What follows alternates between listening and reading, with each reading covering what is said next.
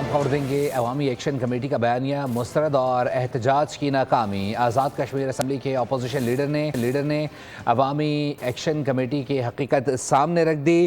شاہ غلام قادر کہتے ہیں کہ کمیٹی نے پہلے بھی 2-3 بار امن و امان خراب کرنے کی کوشش کی۔ مزید تفصیلات حاصل کریں گے نمائندہ خصوصی بولیوں سلمان اوان سے۔ سلمان بتائیے گا۔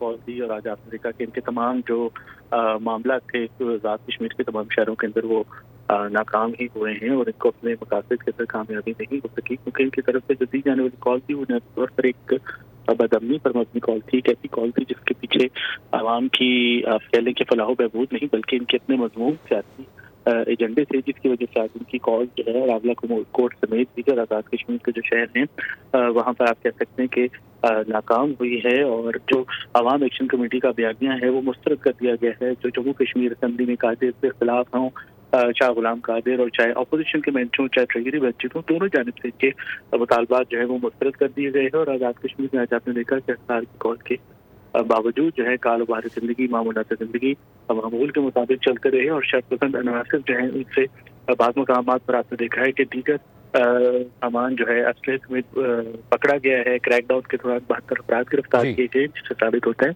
کہ یہ تحریک بہت شکریہ سلمان اپڈیٹ کرنے